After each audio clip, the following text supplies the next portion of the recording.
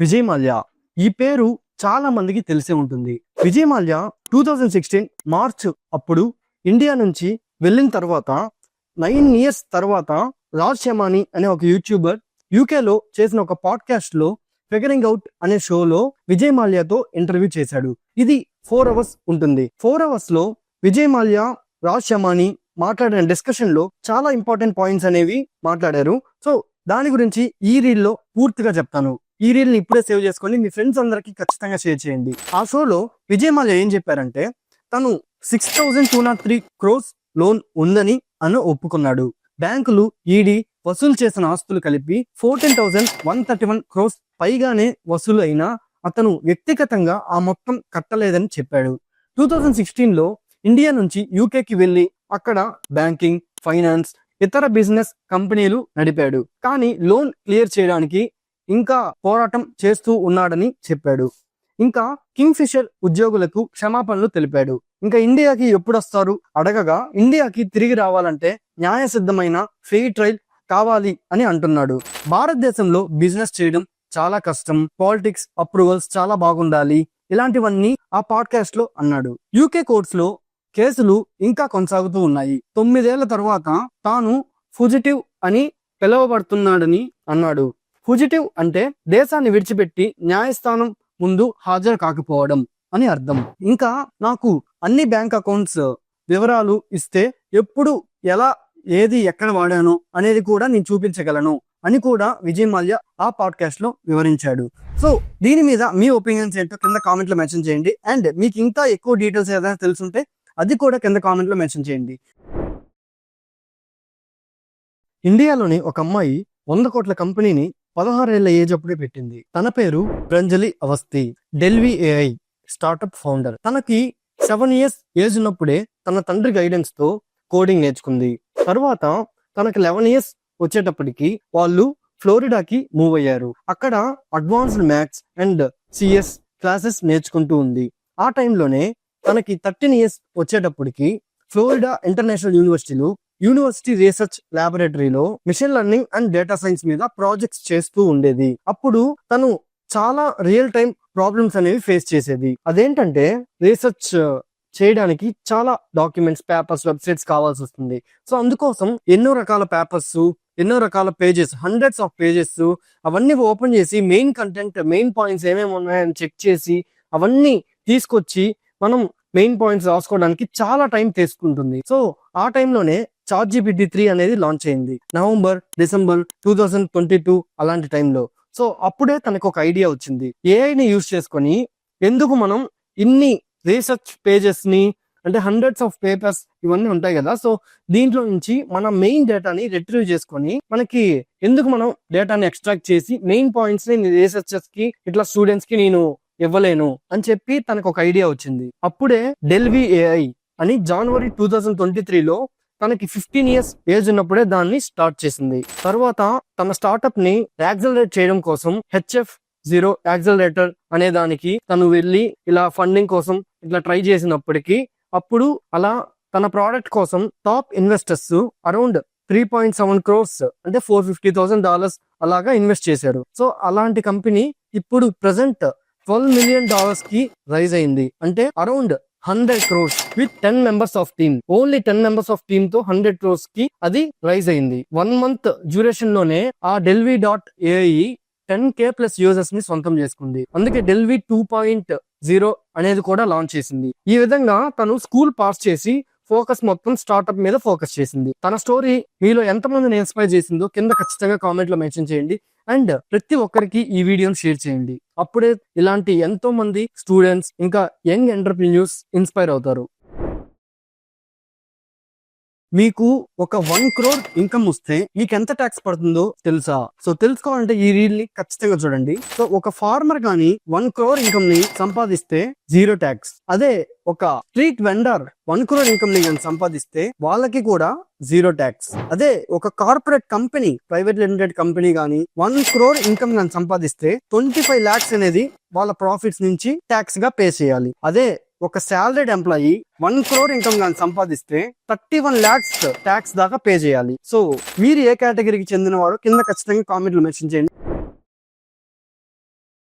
ఈ వీడియో ప్రతి ఒక్కరికి చాలా ఇంపార్టెంట్. మన హెల్త్ కోసం ఖచ్చితంగా ఈ వీడియోని మీరు పూర్తిగా చూడండి. మీ ఫ్రెండ్స్ అండ్ ఫ్యామిలీకి ఖచ్చితంగా షేర్ చేయండి. మీరు రోడ్డు పక్కన ఉండే oil food, samosa, chicken, pakoda ఇలాంటివన్నీ ఎక్కువగా తింటున్నారా? అయితే ఈ వీడియో మీకోసమే. మీరు చాలా చాలా డేంజర్ లో ఉన్నారు. ఎందుకంటే మళ్ళీ యూజ్ చేసే ఆయిల్ మన హెల్త్ కి చాలా చాలా ప్రమాదకరం. ఎందుకంటే వీటిల్లో ఉండే ట్రాన్స్ ఫ్యాట్, ఫ్రీ రాడికల్స్ అనేవి చాలా చాలా పెరిగిపోతూ ఉంటాయి. ఇది ఒక రకంగా చెప్పాలంటే విషంతో సమానం. అందుకోసమే మళ్ళీ ఆ నూనెని వేడి చేస్తూ ఉంటే అది నల్లగా అయిపోతూ ఉంది. సో నల్లగా అవుతుంది అంటే అది మనకి చాలా చాలా ప్రమాదకరం. అందుకోసమే ఇలాంటివి మనం రోజు తినడం వల్ల మనకి gastric and digestive problems, BP, heart attacks, kidneys damage అవడం, లివర్ కూడా చెడిపోతుంది. సో ఇన్ని హెల్త్ ఇష్యూస్ అయితే వస్తాయి. అందుకోసమే బయట తినేవి చాలా చాలా తగ్గించుకుంటే చాలా మంచిది. అలాగే ఎప్పుడైనా మీకు తినాలనిపిస్తే ఒక ఫ్రెష్ ఆయిల్లో కుక్ చేసేది మీరు తినొచ్చు.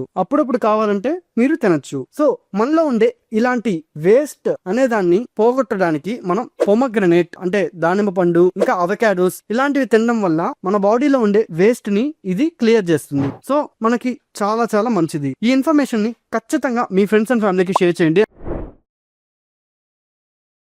కాల్షియం అంటే ఎంత పవర్ తెలుసా? చిన్నపిల్లలకి అంటే బేబీస్ కి కాల్షియం అనేది చాలా చాలా important. So calcium rich foods ఏంటి ఈ వీడియోలో మనం తెలుసుకుందాం. First one milk. మిల్క్ లో ఎవ్రీ సిప్ అనేది చాలా చాలా స్ట్రాంగ్ గా మీ బోన్స్ ని చేస్తుంది.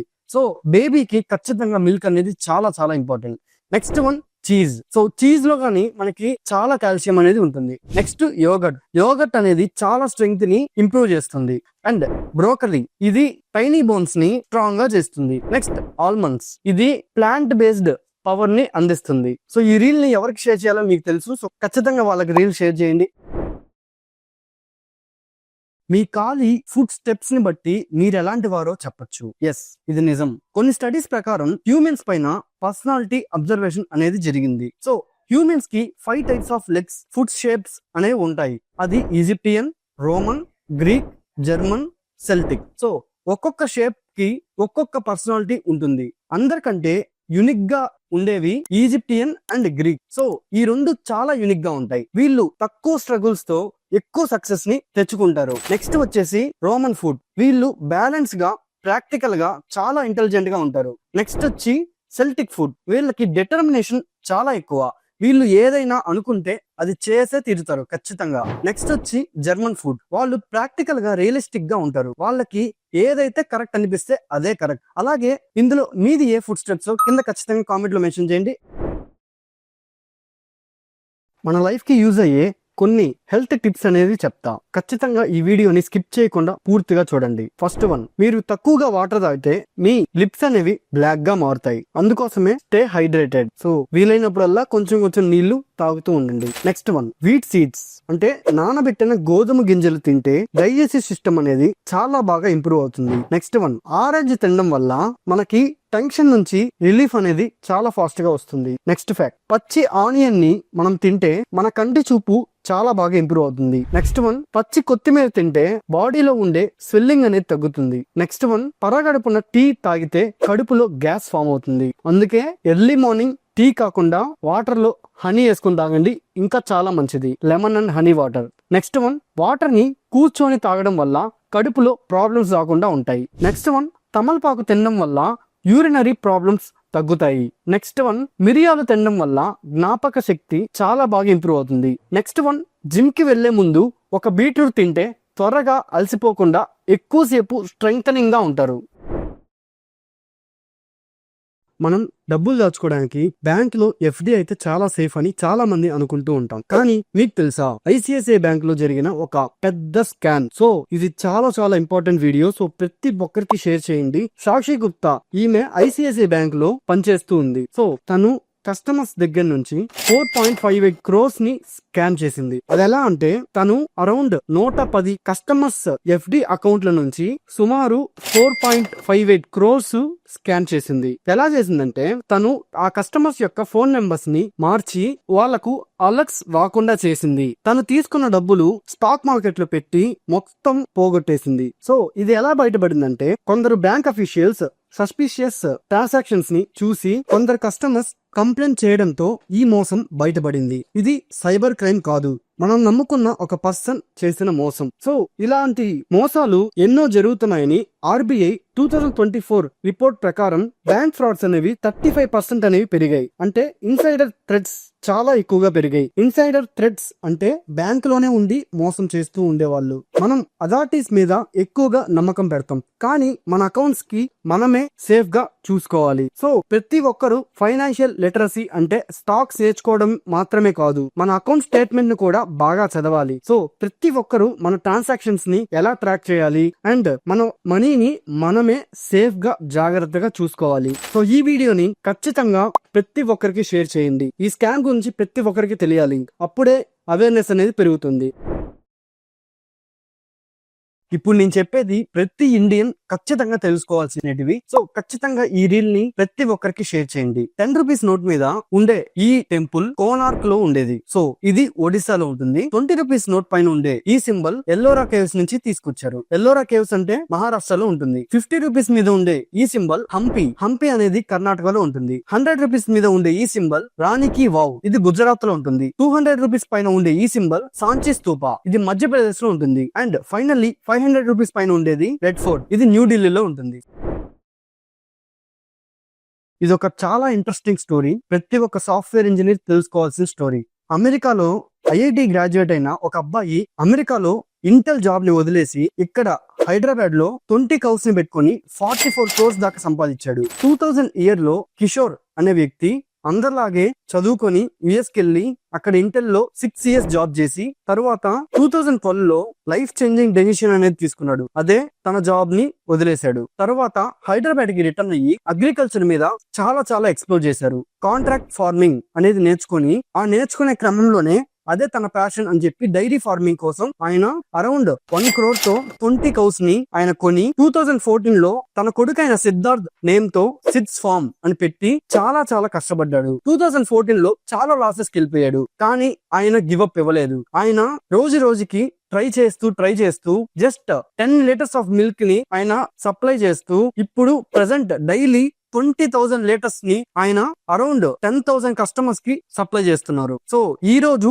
సిడ్స్ ఫార్మ్ అనేది 44 crores ప్రతి ఇయర్ ఎర్న్ చేస్తుంది. అలాగే ఆయన 50 మందికి పైగా ఉద్యోగాలు ఇచ్చారు. 150 మంది పార్ట్ టైం డెలివరీ పార్ట్నర్స్. ఇలాగా ఈ కిషోర్ జర్నీ అనేది మీలో ఎంత మందిని ఇన్స్పైర్ చేసిందో ఖచ్చితంగా కింద కామెంట్ లో మెన్షన్ చేయండి. అండ్ ఇంజనీర్ అయిన ప్రతి ఒక్కరికి ఈ రీల్ ని షేర్ చేయండి.